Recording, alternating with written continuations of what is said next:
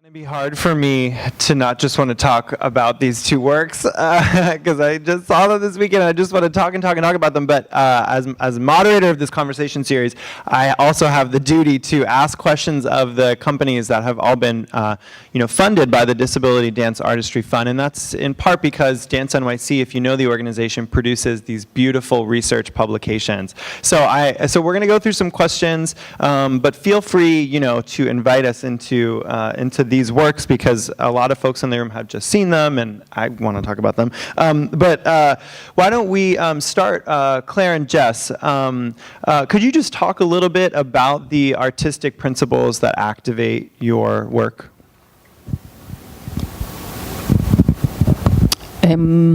Our work generally or the work? Yeah, I guess either. Maybe it's easier to talk about this particular collaboration. Yeah. I think we both realized that we were kind of drifting in our kind of separate worlds towards a similar area of interest. But while, we hadn't worked together for quite a few years at that point. Well, when did we start thinking about making this piece? Like 2014. And we'd worked together last maybe 2011, something like that. 2014, 2015. So we hadn't worked together for about 4 or 5 years. And I'd begun to kind of develop my own path as a maker in that time. And I was beginning to understand that I was becoming interested in the lived experience of disability and how that manifests in the way that I notice the world. So realizing that I was kind of drifting towards an interest in perception and how we perceive the world. And Jess, in his own work, which he'll be able to explain better than me in his PhD, was also having a real focus around notions of perception, but from a different perspective. And so I think there was that, but also a desire to kind of work together again. So I think there's a big theme through the work that's very clearly about perception and the opportunity to engage with Alva and his notions of perception being very much about how the body, how we perceive the world through how our bodies move or don't move, or the ways that they navigate the world. But also I think, one of the core elements was about what is our historical relationship and what does it mean to come back together years later. Those are some of the principles, I guess, and you can talk more about others. Sure. I mean, I feel like I also wanted to just be out about, I feel like these conversations always come up with like the highfalutin concepts and stuff, and say really the initiation of the project was our having worked together for the last 10 years off and on, and kind of going, what would it be like? And we've been in each other's work where each of us were authors of our own work and inviting the other into different relationships, either as a performer, as a choreographic consultant, various things. And really the initiation of this was, is it time for us to make something that we co-create, co-produce, and also kind of missing, going, the last thing we did was a couple of years ago, let's do that. And I'm fond of saying Claire wrote me to say that. And then about 6 months later, I wrote her back to say that, and she's like, oh, do you mean what I said 6 months ago? I'm like, oh yeah, right, so. Yeah, I had this idea that we should work with Alva, exactly. But we had both, in the previous piece I had made with Claire, Dances for Non-Fictional Bodies, Alva had been to see it and really liked it and had started sort of following both of our work, and in the meantime became a professor of mine while I was doing my PhD, and this idea of enactive perception, that our perception is rooted in the skills and habits that we have of moving in the world.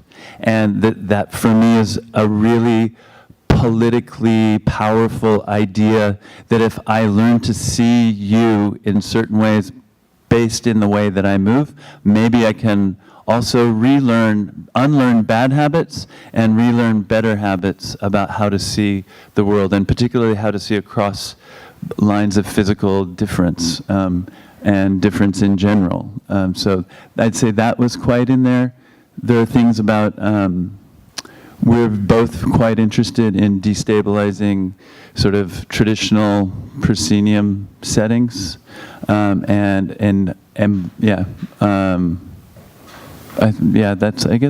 pretty central. We also a theme in here had to do with access that actually Claire really brought into the project, especially the idea of working that worked in tandem with this idea about perception of working across sensory modalities. So to make sure that a lot of the work is captioned, we have an audio description track that plays on wireless headsets for every show. We do touch tours. The seating is very haptic. We touch people that consent and want to be touched throughout the show. So that's also a quite central theme in the piece.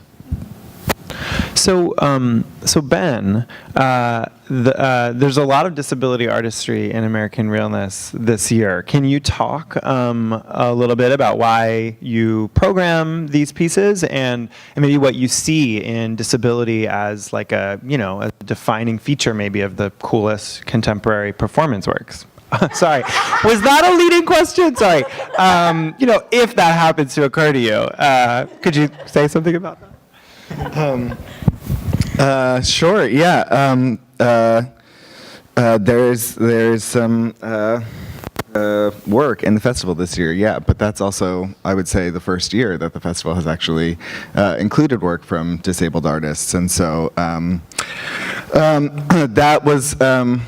Something I was trying to be really intentional about in this. I think with starting with kind of our conversations in terms of the possibility of doing this project and kind of that it could be supported and that it could be made to happen. I think I've been in just my work with the festival, really trying to kind of reconcile what it is and how it exists in the world, and yeah, so I feel like this was there was really an opportunity to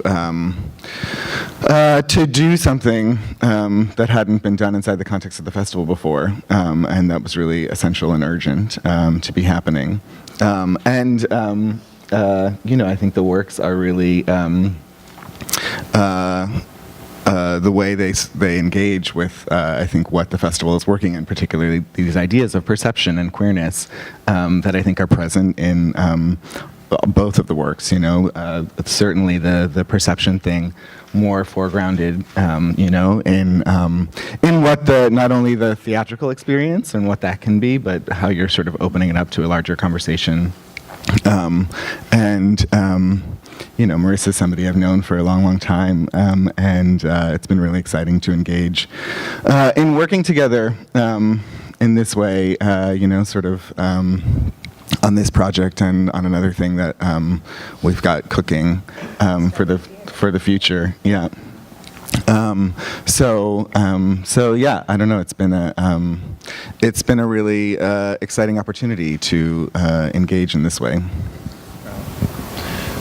One of the things that I love about these pieces and the fact that they're in American Realness is that it not only provides access, as if access is like added on, like a layered on top of the artistry, but it's meaningfully enfolded into the artistry, which is something that I know, Parel, you investigate in your work all the time. Do you want to say a little bit about how your work is not just adding, for example, audio description, but actually using it as a generator of artistic practice?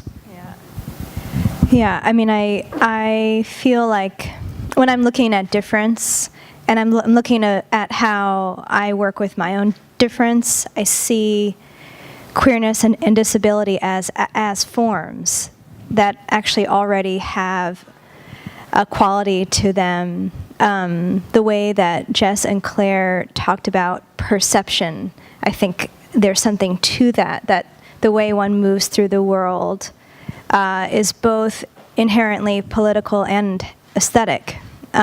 So when I'm working with access, I'm making it through, I just need a moment to think about this, how I'm going to say it.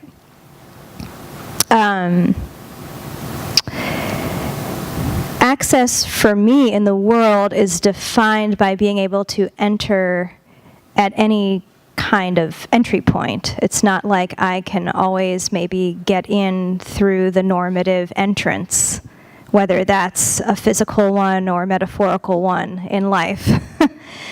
So when I'm making work, I'm considering that for lots of different types of disabilities, not only my own.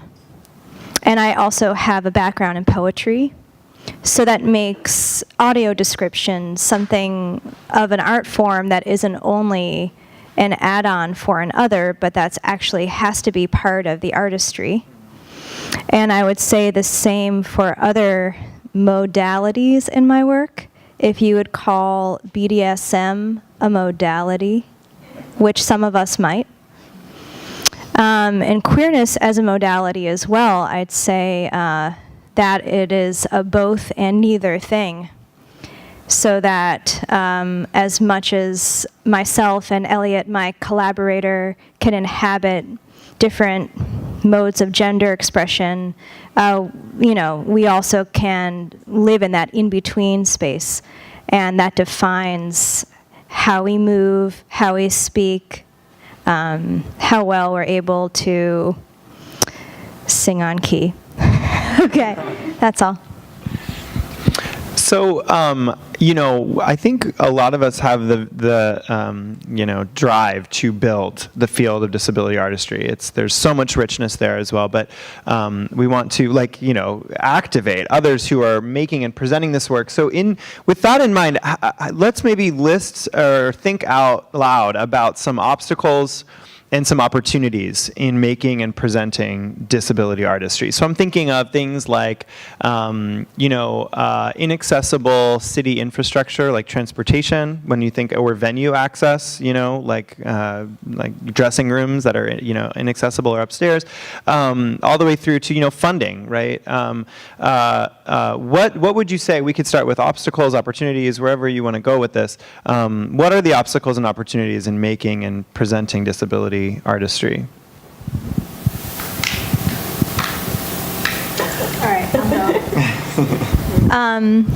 We discussed this a little bit in a phone meeting together, and then I feel like maybe a trepidation of being the first to talk about this, because New York is the most inaccessible city ever. And there's no well, but there's an elevator in this one stop in wherever. No, it's really bad. And so it's it's an entire systemic issue that makes, say, being an independent disabled artist here entirely about the kind of privilege that you're able to access in that, whether it's economic or it's physical mobility. You have to be able to get yourself to rehearsal. You have to be able to support yourself. And maybe you get a DDA grant, but it won't support you in your life. So you probably have to find a way to support yourself in your life and support your work and have the sustainability to make your work. So that's one obstacle. Oh, just a little bit of that. And then I would say visibility is an issue for me here. One of my modalities is being a writer. Why, you might ask, is that? Perhaps it's because I'm disabled, and if I'm in chronic pain, I can't move my body, but I can write. Does that make me less of a choreographer? In fact, it does not. But in order for me to receive the recognition as a choreographer, I need to be constantly making, putting myself out there, showing everybody all the things I can do with my body all the time. And part of that also has to do with the narrative of overcoming. As in America, physically integrated dance is more of the mainstream acknowledgement of being a disabled dancer, whereas making more conceptual work is not necessarily well acknowledged or defined here, and thus it's more difficult to fund here. So I can say, well, but I do this other thing. But if I don't have the roster of that, or a person is not able to recognize that, then it's just like me in the studio paying the studio fee and dancing for my handful of Crip friends who understand what I might be doing. Or they might not if they're like, but don't you need to be dancing more?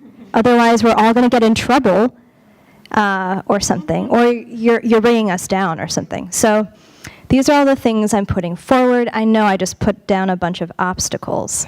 I feel like the one thing I'd say that's an opportunity is this in-between space that I spoke about earlier, is actually being like, well, I am kind of making this up here for myself. And so in that sense, I'm the authority of me here.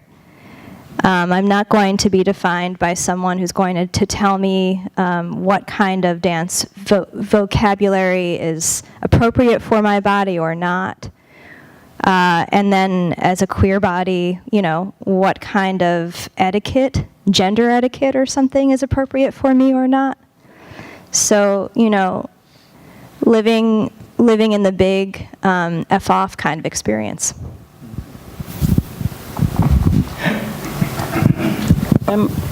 Yeah, I mean, I think, I don't know that I can say much more than that. It's so eloquent, but I think so often for me, I think disability is so tied into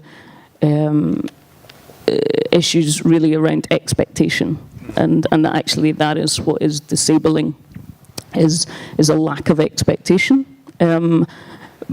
from excuse the binary, but from non-disabled individuals, whether that's programmers or presenters or funders or society generally, the kind of vicious cycle of lack of expectation, and then beyond that, what you're talking about as well is a lack of frame of reference that a lot of individuals, without there being a presence of work by a variety of, that disability is one of the most vast terms, encompassing terms for such a spectrum of people to fall under.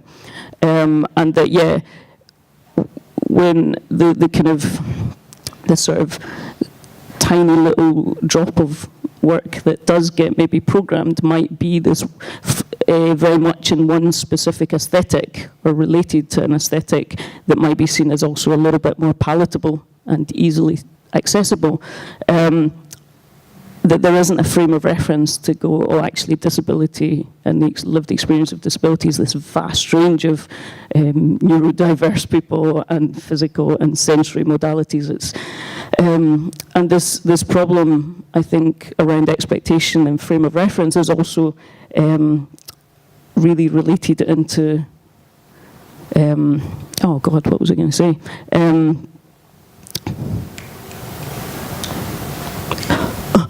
Can I ask you about that, though?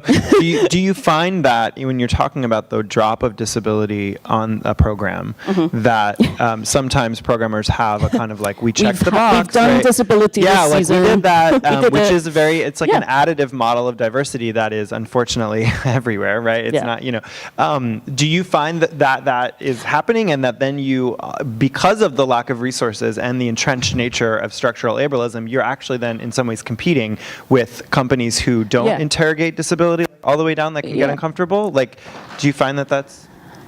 Yeah, what it does is it puts people in competition with each other who are, at the end of the day, are kind of all trying to do the same thing. But the thing that I was also coming towards is this, I think quite often a lot of funders and presenters are blocked by a notion of relevance, that they don't think that work by disabled artists is relevant as a non-disabled person, or to the majority of their audience is being perceived as non-disabled people. And I think it's about how do we expand the narrative that actually disability and the lived experience of disability is one of the most relevant experiences in the world, because it's a lived experience of dealing with change, of interdependence, of care, of kind of, you know, which, yeah, I think dealing with change right now is probably one of the most relevant issues for everybody. And it's about how do you recontextualize the work to show that actually work by disabled artists is dealing with some of the most relevant themes Without also, right now. without also needing to to go disability neutral, right? Yeah, Because the mode to make exactly. it relevant can sometimes be like, well, it's not just about disability. You're saying like Yeah. it is about disability, and therefore it's Yeah. about everything, Exactly. right? Yeah. And yeah, also just to say what you're talking about as well is that about making the reality of like going, it is more expensive to exist as a disabled person in the world. It costs more in money and in energy, and it's exhausting. And like Any disabled artist then. And then that means that I'm being curated as an act of charity. And that means that I have to stick in my place. And if I don't stay in that place, if I act out from that place, I'm going to be seen as ungrateful. And that's been a very difficult place for me to be in over and over again, especially the older I get. And as I have continuing relationships with directors and presenters where it's like, at this point, you should get this. At this point, me continuing to educate you is actually getting kind of like exhausting and embarrassing for you, or it should be. A lot of emotional labor that disabled artists do is inside work, you know, because it's a source of shame to a non-disabled person to have to acknowledge that they don't get it, and they won't acknowledge it directly and apologize. And so then you're in this position where you're like, no, really, I asked for this for a reason. I'm not needy. And they're like, oh, you're needy. Oh, but I feel so much better giving this to you if I can see you as needy. So, but then when you're like, nope, no, it's not about that, then it's like, you know, then it kind of can become antagonistic.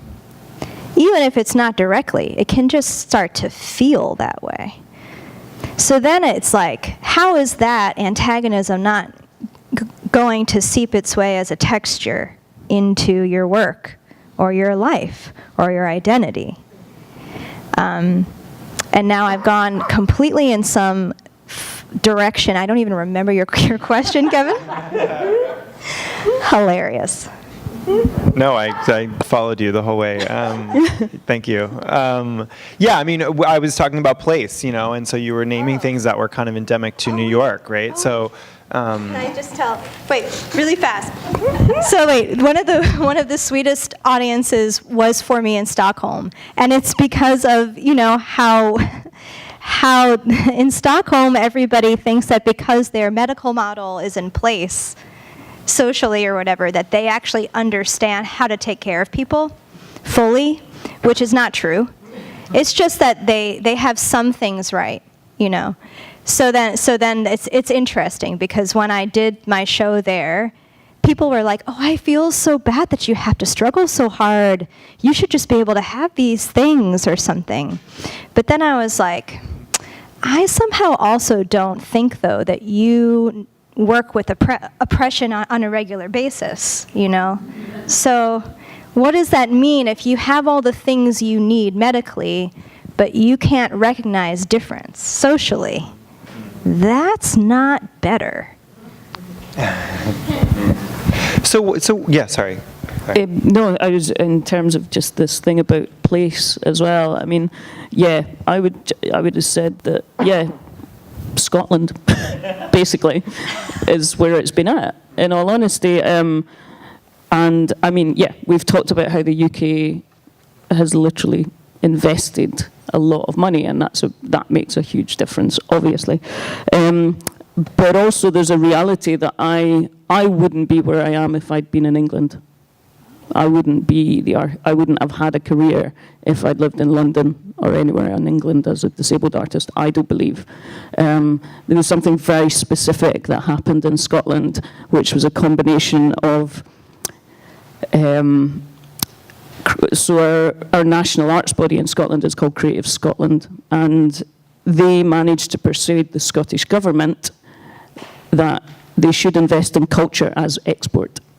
And that's one really important thing that happened, is that the Scottish government decided that arts and culture should be an international export. So they invested in supporting artists in Scotland to represent Scotland around the world. And invested in, for example, platforms during the Edinburgh Festival specifically for Scottish work, which for all the Edinburgh Festival had been going for how many decades? Actually, Scottish artists couldn't afford to pay to be in it. Everybody from around the world came, but no Scottish artist could afford to be in it. So things like that started to happen. And then also that within our National Arts Agency, there were equalities departments. So we had a department that was responsible for equalities, and one of those divisions was disability, and we had an officer who was disabled who came into that post. And a lot of things changed because that person could say things that a non-disabled person who'd been in that job before admitted very clearly that they couldn't say some of those things as a non-disabled person. They couldn't turn around and say, that's not good enough. So what happened is that the quality of the work was able to improve because somebody could turn around and go, that's great, that's important work, but that should be funded by health. That's arts and therapy. And that's a great thing and it's important, but it's not art. And it's not professional art. And the Arts Council funds the making and the creation and the, so these things started to happen that we were able to divide, for example, the therapy and the educational work out from the art and the professional work and push the standards. But also that Creative Scotland went beyond, so you were talking about like compliance and legislation. Creative Scotland made a choice to go beyond legislation. So they chose to invest in work by disabled artists because it hadn't been done, but they went kind of beyond basic requirement. They chose to invest in it as an aesthetic and to value it as a culture, potentially a cultural and aesthetic world within itself that was saying something unique to the arts. And beyond that, the British Council then became interested in that as well. So the last kind of 5 years or so, 3-4 years, British Council have chosen so British Council, they're relating to political sort of strands that the government are putting out, but British Council funds artists to work in other countries. And one of the things that they have chosen to specialise in is to put out as an aesthetic and as a focus on something that supposedly represents British values, but we won't even begin to unpack what that means. But they did choose to invest in putting out the work of disabled artists into the world, and from an aesthetic point of view. And I think that's one huge shift. And I think another important thing has been beginning to persuade venues, promoters, festivals, etc., that actually creating accessible, creating access to work, to your theatre, to your materials, is of benefit to all of your audience. And this thing about relevance that I was talking about before, of like quite often promoters, venues think that work by disabled artists isn't relevant to my audience. And it's like, actually, no, if you make your brochures larger print, everyone will probably appreciate it. Not just visually impaired people. A lot less people will get stressed and be like, I can read this thing, I can't be bothered. If you think about other, if you make a little video that costs nothing to make that says, this is how you find the venue, this is the bus you get off, this is what the venue looks like when you arrive. It's really helpful for some people from an access point of view, but actually, a lot of people generally will really, really enjoy that. If I know what a space is going to be like before I turn up, I'm probably more likely to go. generally, and that's nothing to do with disability sometimes. So there's all these things of like persuading promoters of just that there is a lot of this that is relevant to them and useful to them that is not specific to just only visually impaired people will benefit from this. So just a few more questions, and then we'll open it up. So, if you have questions, think about it. Yeah. Could I do a quickie on the place thing? Yeah. Which is just to say, on the very pragmatic level, I think, as Claire's saying, one of the things that makes that we've experienced on the road that makes places really welcoming to our physicalities is a thing that also makes work better for everyone. That housing for artists very near to the venue that is accessible is really great. Like in Dusseldorf, they have an artist apartment a block away from the theater, and a couple of blocks. But you have a place to stay. You don't have to travel for 40 minutes or an hour to get to the venue. You don't have, if they produce you and it's available, that makes a huge difference. Counterpulse in San Francisco also has an artist apartment. Has different issues around being able to afford the artist apartment for different moments, and then there was something I wanted to say about. I feel like place in a more sort of cultural sense, that places I think where the work resonates and has resonated are places also where genre, or like in Berlin, where dance and live art, and in the UK, dance and live art are much more closely intertwined than on the West Coast, perhaps, or in other places that we've played. I think places like that, America's sort of foundation of seeing dance as entertainment and coming out of an entertainment kind of model really makes a different idea about what is this trying to do, what should it be doing, and where the work has really resonated, I think, are those kind of places where people are accustomed to thinking dancing is not a bunch of people all doing the same thing to music at the same time. So. Yeah. So why don't we get to this question about the relationship between disability artistry and disability rights and disability justice? We've kind of named some of the connections there. How would you characterize that? And I'm just thinking also about,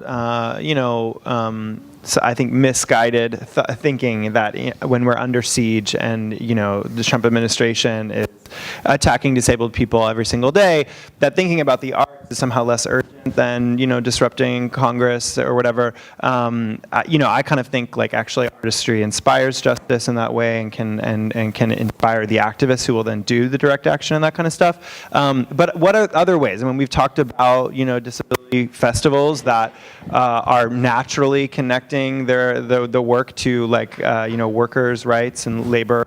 What other ways would you see relationships between disability artistry and disability rights, justice, liberation? I have a couple of thoughts or inroads for myself. Bless you. The first one is actually how I got into dance is very political, at least how I perceived it at the time. But now it's like, I don't know. This was during the first Bush presidency, which I don't know how when people look back at that time, how you all think about it. I have no romance about it, but I certainly like to, I don't know how to explain the irony of these things. But you're like, wow, the world, whoa. And then you're like, it couldn't get worse. And here we are. So I don't know. But so I was living in this like incredibly inaccessible loft space that was very cheap. And everybody who lived in this building had to carry me up the stairs when I got there. Anybody. Like, I didn't know a lot of the people who lived there. Many of them, everyone was an artist, loosely termed. You might be a person who drinks for 11 hours of the day and draws for 1 hour, and you were an artist, and you were going to carry me up the stairs, however you were, because you had 2 legs, you could do it. So it was like purely transactional. Sometimes there is some affection, whatever. And when I lived up there, it was during the first Bush term, and freedom of information was something that had come out, and torture and all of these things related to subjecthood and citizenship, what deems a body as a worthy subject of basic human rights. These were like very pressing issues. And I started to learn contact improvisation in that time. And the history of contact improvisation actually comes out of forms of physical protest that then can be used as a form to dance with people. So these things, the way I learned them, were always intertwined with each other. And I mostly learned them from a bunch of queerdos. So those things for me were also intertwined. So I didn't ever start dancing without seeing it as an act of protest in the first place. And I was always interested in exposing aspects of disability and physical pain, but in relationship to the pain of others, the pain of those who are not seen as worthy subjects, the pain of people who are being persecuted. So that was my inroad. And then now I'm thinking about sex work. And so economy is, for me, also always part of it as like a working class person who, access for me has everything to do with community. Like for me, Ben is community. Not like presenter guy, give me the things I want, or you're bad. It's like I have an ongoing relationship with you where we can talk about a thing, and you can ask me about how to make a thing happen, and we actually can work through it, because you're like, I don't have this funding or this thing, or this building is 20 centuries old. What do we do? So, but I'm sorry, sex work is also 20 centuries old. And, and so if you're a person who lives on the margins, then you also might be acquainted with this form of labor. And within this form of labor actually is disability justice at its origins as well. And I would also say, even though Jess had said a thing about how Bay Area dance is very ableist still outside of access, Bay Area performance art is sexy and crip and awesome. And like all of the disability justice activists who came out of there were queer POC people who made at least a lot of things for me now possible.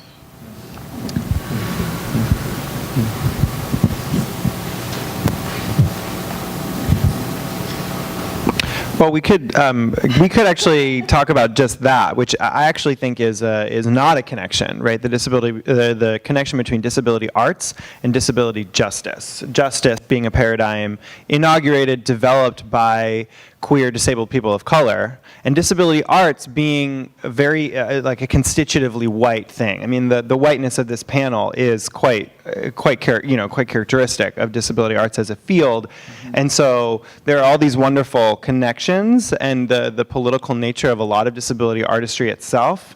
And yet, some of the, the most well-funded, well-attended disability arts events have whiteness at their core, and there's I think a lot about why this is like that. But actually, in some ways, disability justice, different than disability rights, the political paradigm, Americans with Disabilities Act, justice, thinking about care and radical forms of access that are actually foreclosed by the disability rights movement. Like, there's actually actually not a connection there. I don't know. I wanted to throw out anyone who wanted to think about racial justice and disability justice in disability arts, which to me seems, a vital source of development that we need to do there. Oh yeah, yeah. Well, It's just things that occur to me on that tip, and often bringing performers of all kinds of performers to San Francisco to work and rehearse, and especially any kind of European performers that come to the spaces that I work in at Counterpulse or other places in the sort of not exactly DIY, but the not richest spaces, but is how being a disabled person of color in America just means either being homeless, being on the street, quite often, like the number of wheelchair users on the street in front of the theater where my office is on Turk Street in San Francisco is really shocking to go like, our health system just in general is failing people across the board, and how those intersect. And like I think Claire has said, sometimes visiting like, being disabled is being sentenced to poverty in America for most people. If you aren't already white and have some entitlement, it's really easy to have a single room occupancy hotel be a luxury for you in San Francisco. So that's quite visible, and I think a real challenge that people in the spaces that existing in San Francisco people are dealing with and trying to figure out, how do we engage with the communities that are surrounding us. So I'd say that's one thing. I think also you have people or groups like Sins Invalid are really amazing and doing really, really great work around justice. I mean, I have to say one of my models, or like one of my first exposures to a disabled performance artist was Frank Moore. Do people know Frank Moore's work? An amazing, amazing performance artist in San Francisco who did performed quite a few times at 848 Community Space that I used to run. Just like blew my mind about, and his work was very much, was both activist and hedonist, and which was also quite activist of going like, right, I'm a disabled guy in a wheelchair. I don't want to medicalize him, but it was very much part of his performance that he had CP and was very difficult to understand, and was always interpreted, and was always naked, and always inviting touch, and just blew my mind about what was possible as a performer in general. So there was something so political about that, and really expanding that. The inherent queerness of that was just really, really mind-blowing. yeah, I was actually also thinking of Frank and of Sins Invalid, and about how I feel like there are more ways of being able to truly touch into intersectionality for me through kink culture in performance than through dance at all.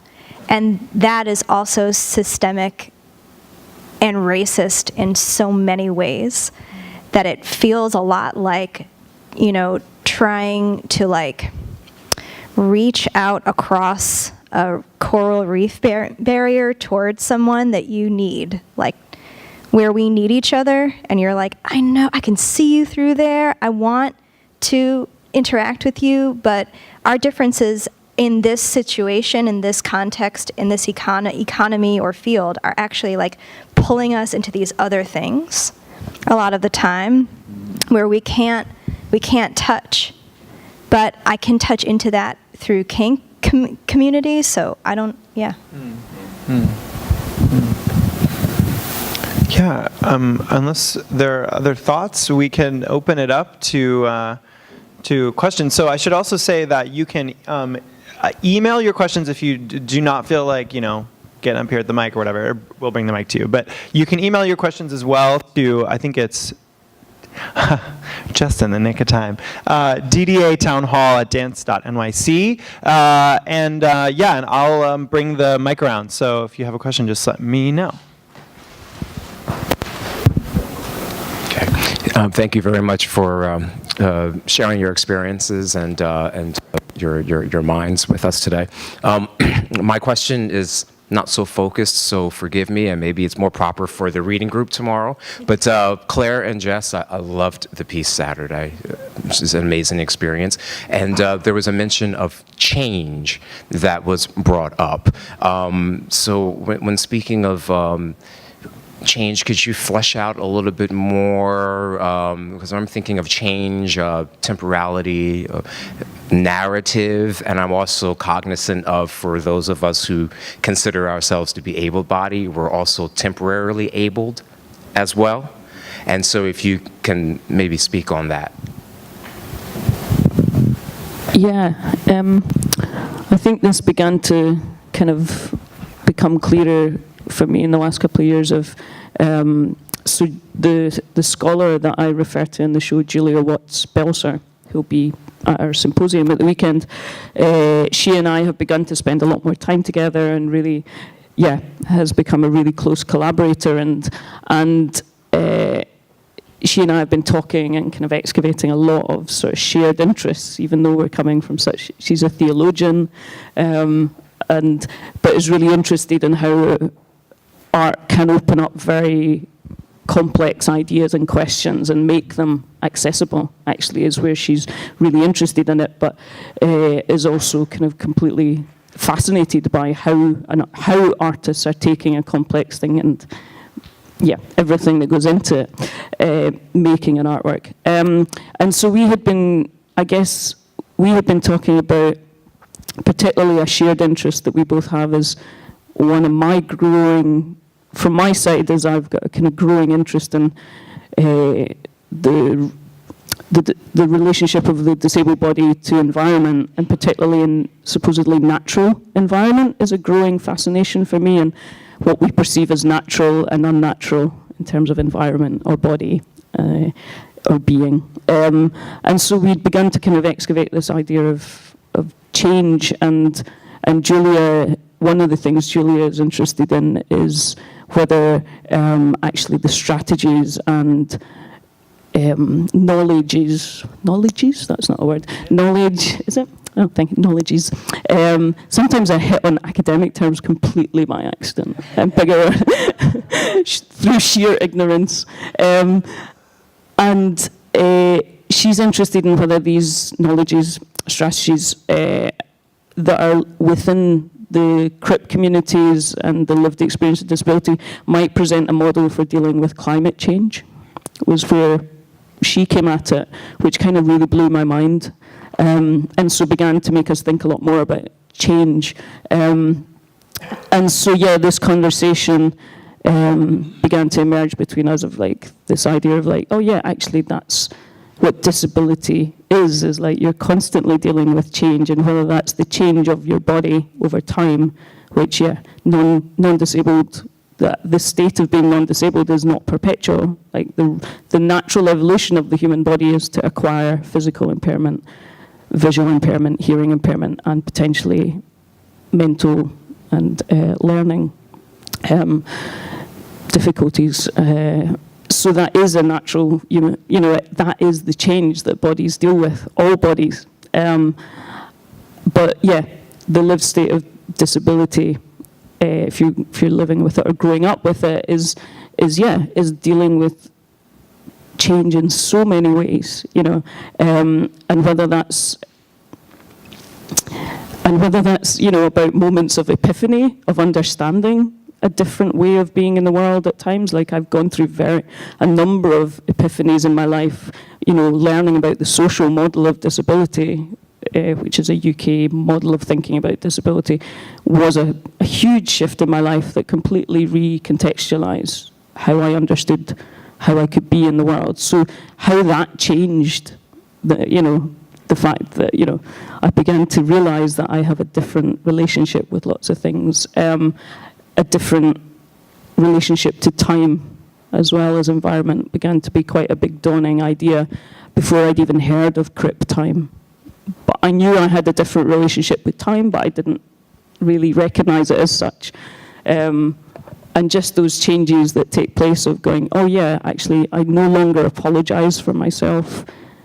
And I still apologize for myself far too much, but not as much as I used to. And so I think, not only dealing with the change of the body, but the change of perspective from inside out as well as outside in. But these really beautiful concepts of actually so many of what might be considered people on the margins, whether that's queer communities, gender, race, disability, are dealing with change and gender, especially those knowledges of those communities. Actually, is I think potentially such a rich resource to look at right now in terms of Western culture suddenly being changed like that, and dealing with the aftermath of that and how that changes an art scene and how it changes a city or all these things, and how do we look at that knowledge and what are the ways that we kind of learn from that knowledge and how do we put it out into other bubbles as well. A little more. For me, one of the things that really satisfies me when I make work around the sort of phenomenology of our inquiry, and I love when people either email me or send a text the next day after the show, and they're like, "Oh my God, I'm still seeing the whole world differently in my peripheral." My attention in the periphery of my vision has totally changed. Do you have any tips for me to stop doing this? Or not really that, but I never, giving, just making something visible or making something apparent about the way we do something that I think is really powerful, and that then gives the option of doing it differently. And we have in our several of our trailers are really odd because once we do this peripheral fluctuation, I won't explain it if you didn't see the show, but we do this peripheral fluctuation exercise of asking people to pay attention in their peripheral vision to us, and then throughout the show you see people sort of watching the show like this. Or we've done it on a couple of mixed evenings where people are still watching 2 pieces later. They're kind of watching the show like this. And that's really satisfying and a bit troubling. It makes for weird video documentation because if you don't know what happened before, it looks like, wow, those people are really not paying any attention to that piece. But giving people a physical experience of that, I think is really satisfying. And I hope changes more long-term than just quickly. All right, so I am a New York City actress, model, and singer. So I remember when I first started out, I was in a runway show, and I was very good. I was doing great, and then comes the end of the show, and the person comes out, and she's like, "Oh, well, you saw there's somebody with a disability in there," and it would have been fine if she asked my permission to say that. And from then on, I was like, I'm going to really be a part of inclusive communities, inclusion in the arts. Luckily enough, I've been paired with a bunch of organizations that are very well.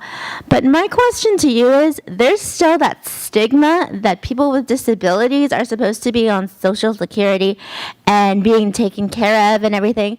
But any person who, in any field, that isn't supported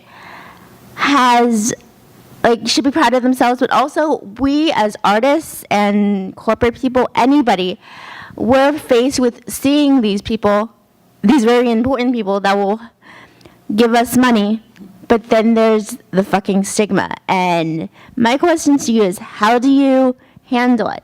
How do you do a project or go to an audition or even confront the day-to-day people that are like, oh my goodness, that was amazing. even though you have a disability, ...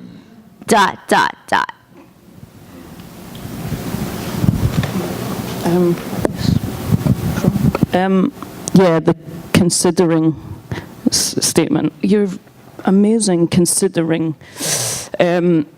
Partly, I think, for me, it's about when do I also use it back, you know, and that can work two ways of going, yeah, I am well aware that there are situations where I'm ticking someone's box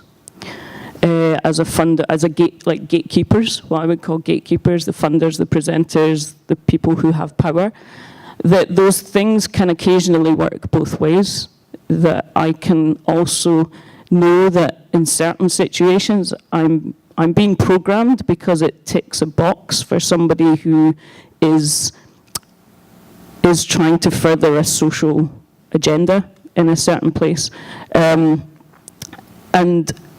that there are occasions where I'm like, well, that would be useful for me to do that, and then when do you put the hat on and when do you take it off? And that's not always easy when people are putting the hat on you without your choice of like, hey, disabled person.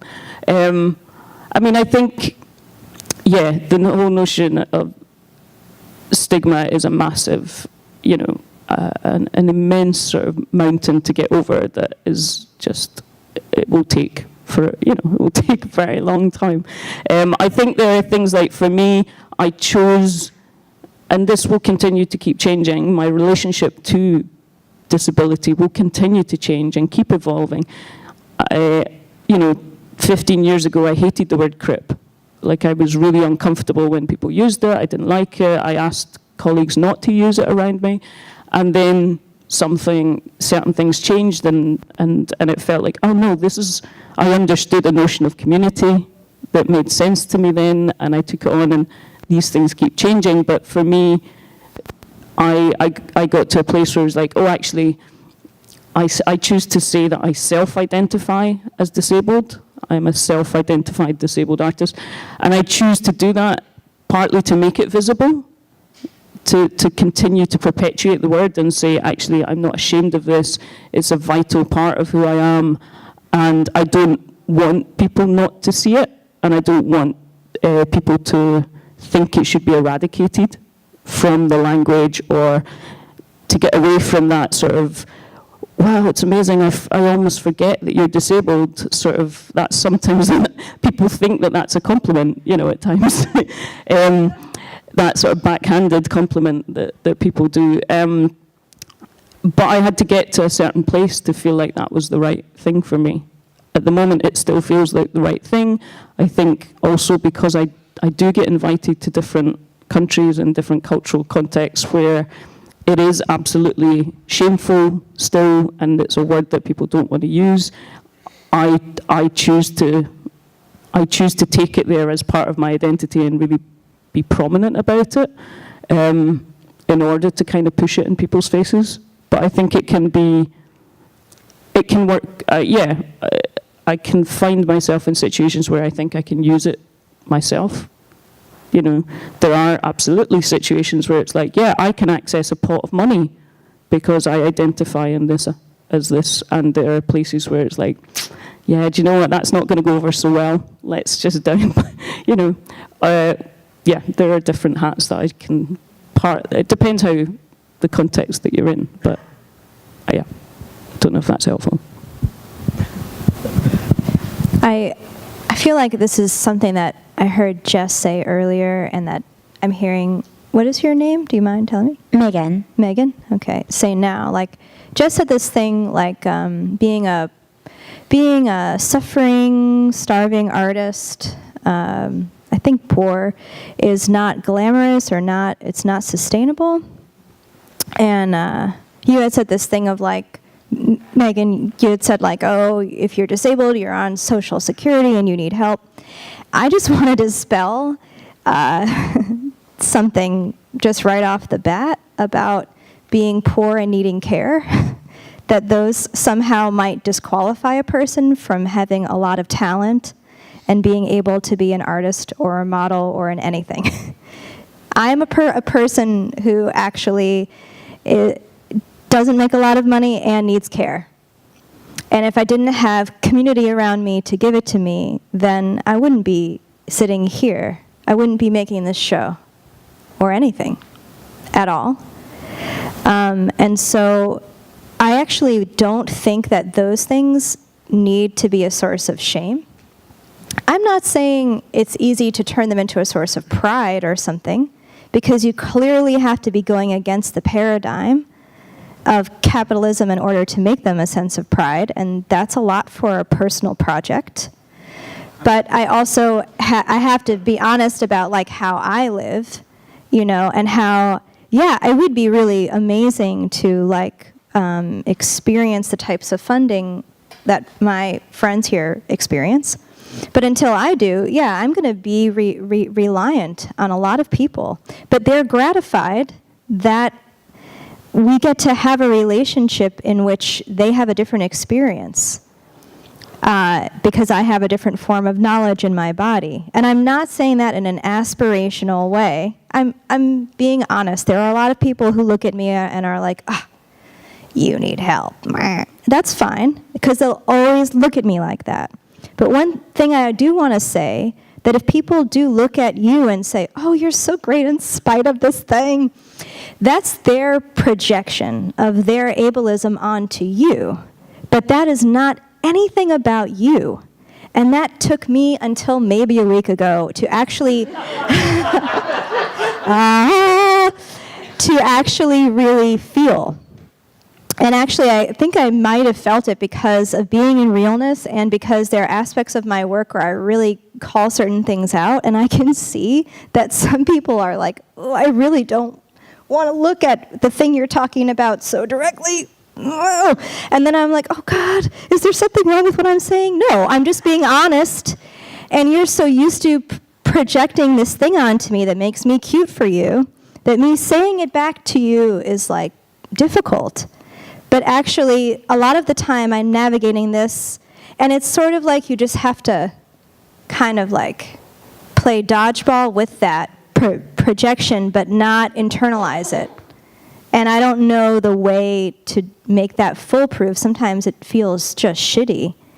But I do feel like even when it feels shitty, that is fodder for being able to fight back, but in a way that is like your way, which no one can prescribe for you. There is no map.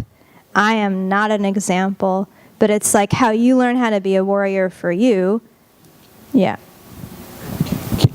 I love that. I love all of that. Yeah. And I love, finding a home in care and interdependency, core principles of disability justice. But I do just want to, mention that a lot of folks don't know, though, that poverty and disability is a compelled connection. It's an enforced connection in the U.S. And I think one of the most clear examples is the way that folks who are on SSDI, in order to get funding for required costs of access, which we talked about earlier, are so illegible and often only spoken in hushed tones, because that's supposedly the way to do it.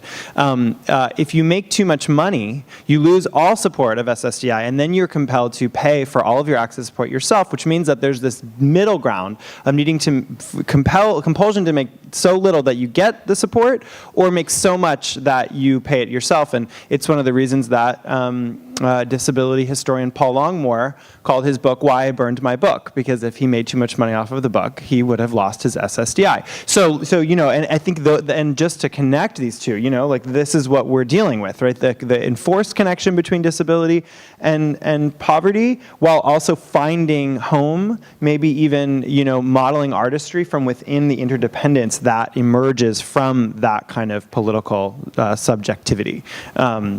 So you had your hand up for a while. Can I give this to you?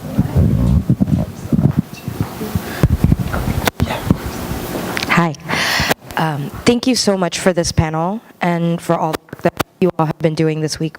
It's been really exciting. Something that I think has come up a little bit is I just would be interested in your thoughts on is the intersection for me between this, like the reality that any able-bodied is only temporary, and so thinking about multi-generational realities and the way that capitalism and whiteness in America in particular, and the sort of middle class structure is a very anti-multi-generational space. So children and older folks, which is a big part of the population, sort of get forgotten. And I was just wondering what, if any, of the intersections between folks like above the age of 50 and dialoguing about how bodies just change naturally and are engaged in the conversations that we're having in this room right now. And I should also just say, like, out myself as I'm a Caribbean person, I'm Cuban, and I grew up in a very multi-generational world. And so some of the things that I've realized as I've moved away from that community is the way in which community is super differently structured, and the way in which patience for variation of need within any given room is super missing. And that was a revelation to me when I moved to the Midwest. So so I've been thinking about that a lot this week, and this idea of like access and who are stories for and what are our stories and who makes up our community, that I find myself in a lot of rooms this week where there's almost no one like really hanging out above like 55, and that if our goal is to live long lives, then we've got 30 plus years on a lot of our calendars where we're going to need to be able to function. So I would just be interested in how the conversation of disability access and dialogue within the arts might be crossing that. Okay, this is a very complex question, actually, because I have had, in a negative way, aging in dance and disability compared to each other, specifically in dance. And, and I've also had older artists sort of try to commiserate with me about having physical issues. Like, oh, I used to be able to do this, and now I'm like you. Oh, really? How unfortunate for you, my friend. My extremely successful friend. So, who doesn't, yeah. Anyway, so it's like, what you are referencing is care and interdependence. But my experience of thinking about age has something to do with the stigma of disability still being at the center, and there being some kind of shame related to care, need, slowness, change. I feel like I've had older artists reference the way they look to me. Like, I don't know how to describe that or something, but, oh, you'll understand how hard it is because you have this, or I actually taught I taught a teacher of mine who taught me contact improv 2 years ago. A few years ago at Realness, how to walk with a cane. And it actually meant that she had to slow down immeasurably, And first she had to trust me that I could teach her something. Then she had to believe that she needed it. And then she had to slow down enough. And then she had to accept that maybe this way of inhabiting the world that I've been doing since before I met her and danced with her is like of value. And then I saw her a couple of weeks later without a cane, and she was like, oh yeah, I saw a physical therapist, blah, blah, it was great, I don't need that, blah. Just a fellow artist. And I was like, congratulations, honey. So in an ideal world, or what I'd say my fantasy would sort of be like, can we recognize each other, and can we see a person with a disability, maybe who's not older, as a holder of wisdom in a way that's not exploited? When we look at temporarily able-bodiedness, that's like a concept, but if you can't live it, then how can you truly acknowledge that? I do have also a lot of friends who are like, and then I got sick, and then I thought about you and like what you must go through. And I'm like, I love you too, but not like that. Like, keep the epiphany to yourself, or talk about it with your other friend too, or I've helped some friends go through surgeries to transition, and I've helped some friends who are extremely ornery about receiving care. And it's complicated because if you're a queer person who's been an outcast because of your identity, to receive care is like loaded. But then if you are a person with a disability who's also queer, it's a way of life too. And so then I have to be like, I know that you think some part of your identity is missing if you can't do this thing, but it's not. And you'll recover and you'll be fine, and everybody will not acknowledge your ability. So take the wisdom and the care I'm giving you and respect it. And respect maybe the moment you're having here as a moment to teach you something, instead of like, it's holding me back from this body that I want to have. Like, how many of us will ever have the body that we want to have, whether or not we're disabled, right? So what is that structure that is saying to us, I'm better off than you because you have this? If you wake up in the morning and you hate yourself, whoever you are, you need some help. And maybe I could help you if you would let me, which you'd have to acknowledge. Thank you. Brilliant. Perfect. There was this whole danger of like living lives that are about comparison, whether that's to another body or to a past body. Is like, how do we teach people to try to let go of that comparison is the most damaging aspect we can all live with, and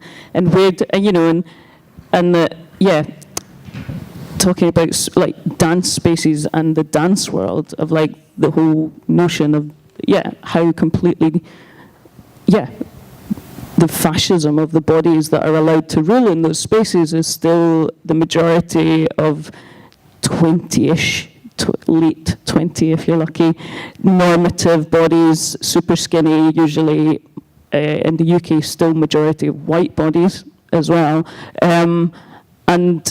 My argument in recent days has just been to say it's just boring as fuck. I'm bored, really bored seeing the same bodies on stage. And the thing is that I want, the knowledge of older bodies and older dancers is like, I want to watch somebody that's lived on stage. I want to watch all that knowledge of all that learning of being in that body, and we're kicking them off the stages when they get to 35 and 40. It's like, that's been the kind of thing that with the kind of mainstream dance sector, I'd like to kind of be like, it's just boring.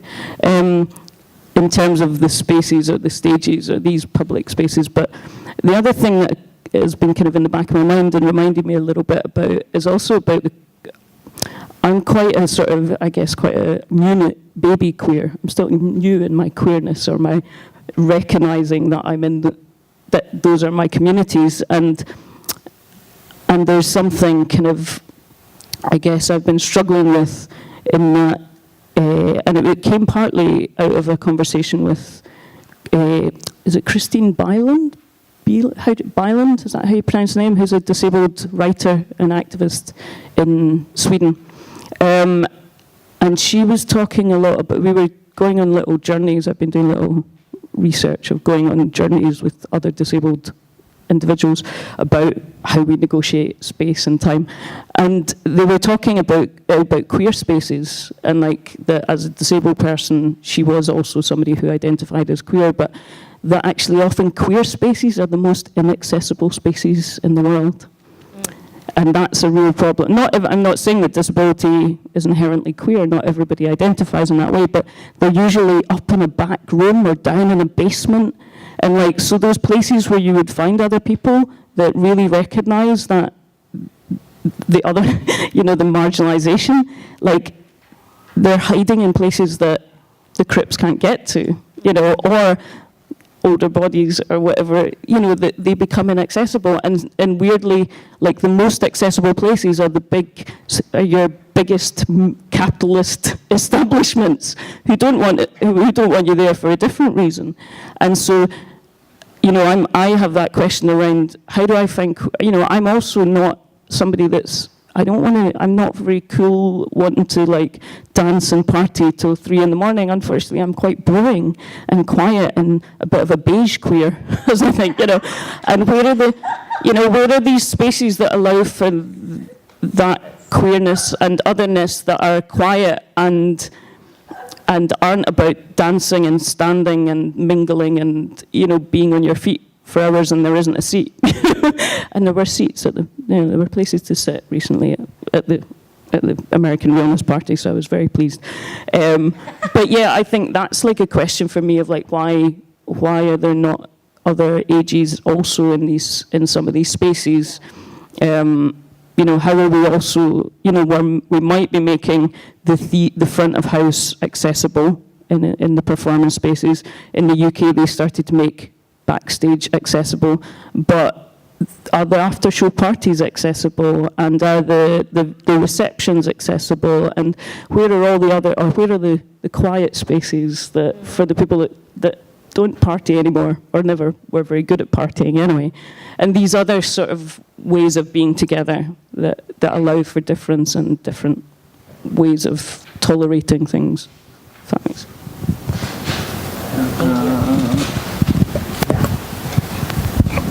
Hi, everyone. I have one question, and because I am also the holder of the mic, unfortunately, as we draw near the end of time, I want to honor everybody's space. And this one is just a very brief question for Ben, whom I haven't heard from much. And I just, Marissa and Claire and Jess really went into all of the different kinds of like opportunities and challenges that they've experienced as artists when taking their work or audiences experience their work. As a presenter for Realness, I know this being the first year that you very intentionally curated disabled artists. What was that journey like for you? What were your opportunities? What did you discover that you said, man, this I have to continue to explore and go deeper into, and what were the challenges? Yeah, I mean, I think, like I said a little bit, like it was kind of the just recognizing that this was not something that was ever in my consciousness around being an arts presenter in this practice in relationship to realness, and there definitely been like disabled people in the audience before for years, who Abrams is a complicated facility, but that was always something that was negotiated and totally made possible, but never in such a like accessibility statements or like, when I was talking to you about the brochure and you're like, well, really, it should be like 14 size font. And I'm like, what? Like where's the, and so there's like so much that I've just not been cognizant of, and that I also don't necessarily, it's like I sort of say a lot that I feel like my institutional practice has been kind of just a thing of osmosis through the field, and that like I haven't actually really held institutional positions until recently and created this illusion of this thing. And so, yeah, there's been a lot of like, oh, fuck, what? Oh, stumbling along the way. And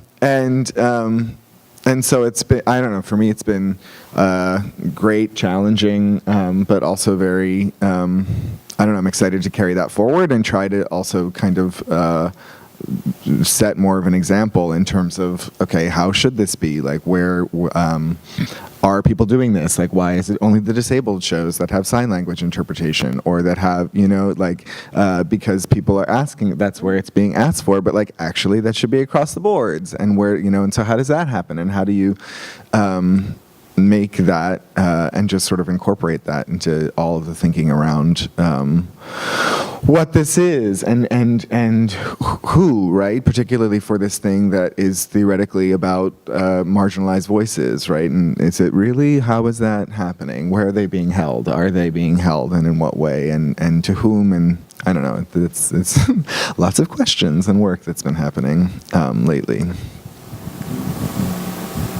We have 2 minutes. Can we get one more question? Let's do it.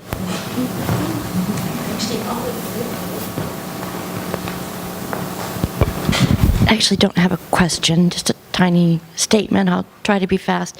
I used to be a gatekeeper. I used to curate at Diverse Works in Houston, Texas, long ago. And then I became a disabled person. And in coming back out into our field, again, as an administrator, not an artist, but as a person without a visible marker of my disability, so I can pass as not disabled, and being gay and out lesbian, but again, not an outward visible marker, I can pass as something else. So I find myself in all these odd situations where I have to state my identity or reality. And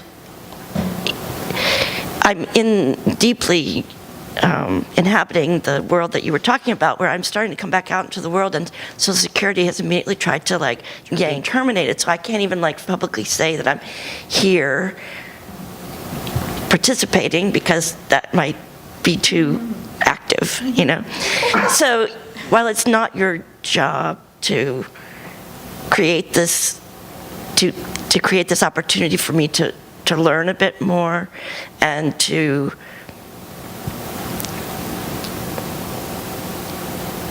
help create that language that get people to a place that what you can see might be available and real.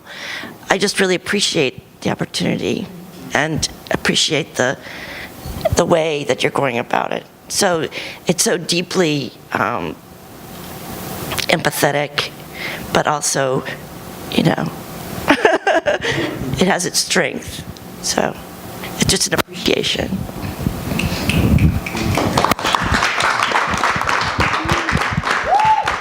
Well, thank you. That's a great note to end on. I love that. And yeah, so thank you to our fabulous panelists. I think there's a few more shows tonight. Realness, Perel's show is closing tonight at Abrams at 7. Any other things we can shout out? Any other events? So we want to... Yes, of course. So there's a symposium this weekend at Gibney, Making Sense of Each Other is the name of it, a roster of amazing disabled artists, activists, and theorists. Anything else, Realness, that we should mention? There's shows at Abrams starting at 5:30 to 10, so Perel and other things as well. There's still tickets available, maybe not for everything, but we'll get people in off the waiting list as much as we can. Cool. Thanks for coming. Thanks. Oh, one more. Oh, great. Oh, if you want to grab a flyer for the symposium this weekend, it's on that table outside. And we just want to say thank you to Ben and Dance NYC and for making it possible for us to get here. We wouldn't have been able to be here without your funding and without your hosting. And it's so great to meet Pharrell in this context. So thank you. Yes, thank you. On your way in, you can get flyers. We have flyers both for work that University Settlement is doing, American Realness, the symposium. Dance NYC also has a symposium at the end of February where we will be addressing a lot of the different intersections that were mentioned here. So please come out. And you receive some surveys on your way in. Please, please, please fill those out. And our volunteers will be holding a basket on your way out. If you need a pen or anything, we're happy to provide that. Thank you so very much. This conversation will be on our website if you want to revisit all the wonderful things we talked about today. So please continue to follow us. Thank you so much.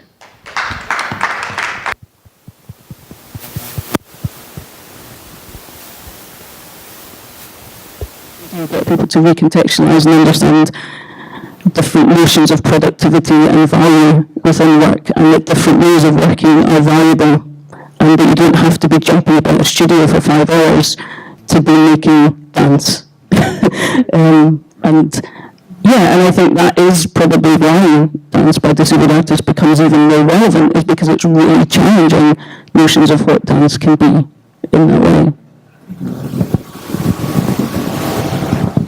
Other obstacles, opportunities. This is like such a big, you could like, go through it in a million ways. Yeah. I just wanted to add to something that Claire said,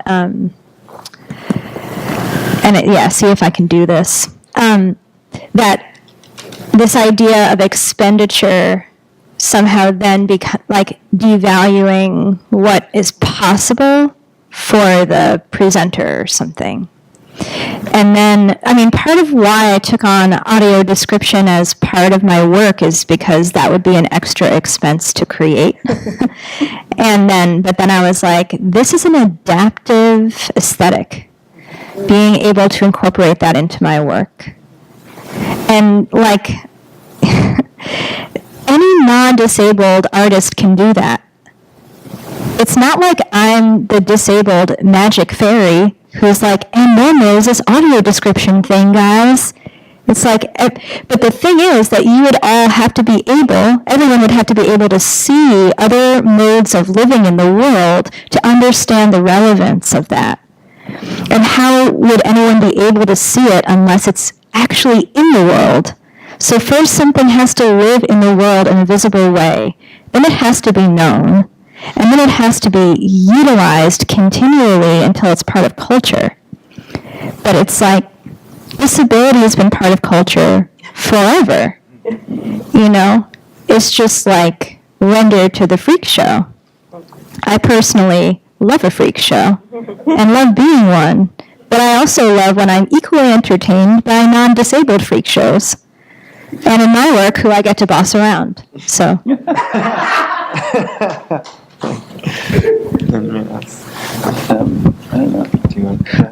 I would say, there's the obstacles, right? Like I think in both situations and talking to these artists about doing these projects, like step one, have a venue that is accessible to all people in the same way. And like out of the 1, 2, 3, 4, 5, 6 venues in the 2 places where I'm working, like maybe one possibility with the show would have had to be for like 2 people, and so it's like step one, like, damn, we can't even, we can't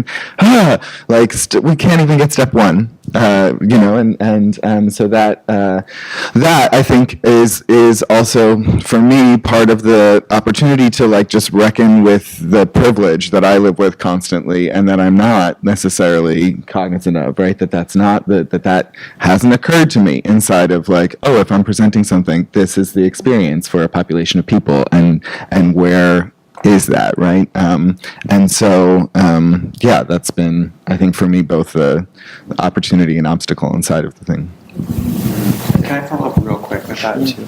Sorry, Jess. Ben, have you ever contended with like compliance thinking in just running the festival too? Because a lot of presenters will get bogged down. There's in general a worry that you might get sued, right? Which is the legal complaint structure of the Americans with Disabilities Act. And sometimes you want to make sure that you're ADA compliant, but then that also sucks the creativity out of actually like presenting something like these works. Did you how have you thought about like compliance? Have you at all? Like, have you done audits? Or because those things, in one hand, are great. Like that's what the law has. They have provided a necessary baseline. On the other hand, the litigious nature of the ADA has also made presenters, I think, worried. And that's not necessarily affect that is conducive to presenting great work. So I don't know. Have you contended with compliance at all? No, and I think that like this, like American Realist, it's 9 years old now. This is crazy. Like it's like an illusion, and in terms of it's like institutionalization or something, right? You know what I mean? So like the idea of like compliance I don't know. I didn't come out of working inside an institution to create this thing. So these kind of like not to necessarily say that's institutional practice, but that would come through that kind of situation. Like I have always been a little bit like, ooh, I'm over here. I made it look like I'm doing something. You know what I mean? And kind of outside and not exactly in the thing. So like, oh, there's compliance. Like, Ding. Okay, let's look into that. I think there's a lot of like I've sort of in my own practice kind of observed and reinvented, but without necessarily really like having gone through the model of the thing, or like always being in relationship to many different things via the sort of artist management work that I did, but then kind of trying to invent this other thing. So thanks for calling that out, bringing it up. Sure. I was just going to say, in terms of obstacles and opportunities, like I think for me as a non-disabled person, middle-aged white cis male, like there are lots of ways that just learning, like the opportunity to learn and think through all my privilege and all of the different issues around different bodies has been amazing. And like from the get-go, I think the first project that I produced that Claire was in, like just writing the press release was an incredible opportunity to learn about the social model of disability and go like, Claire writing me in all caps and going like, my impairment is not my identity and doesn't need to be in the press release. And going like, oh, sorry, but going like, oh, right. And that was an incredible learning opportunity to go, oh, right, what is that about? What does that mean? And throughout our process, and then as an aging person as well, and who's recently had chronic pain and a hip surgery, like the access accommodation and Claire's amazing leadership in going, Jess, you need a nap in the middle of today's rehearsal? That's an access accommodation. We can do that. You need to take a lift to rehearsal? That we put that in the budget too. You don't, it's like you don't need, like what we need to do to make this work is what we put in the budget and is how we work, and we don't do we don't push through that, which coming out of sort of underground, performance art, dance creation is like, whatever it takes, yes, and then at a certain point going, wow, that's not sustainable, and that doesn't necessarily, that mythos of the tortured, starving artist in pain, that keeps on pushing through, that's not sustainable and very useful, I think. And then there's something complicated that I don't know if I've ever said in this public of a venue, but not all the work that I make is with disabled artists, and I'm not always disabled, or I'm temporarily disabled at the moment.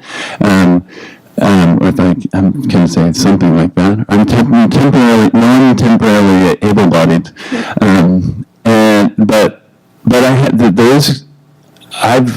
projects that I do that include physically diverse casts have been funded way better than projects that don't include physically diverse casts, which is complicated for me to out and go like after the first project that I made with Claire and Kaz Langley, an amazing performer in the UK, and wow, we got a whole bunch of funding, and I was like, whoa.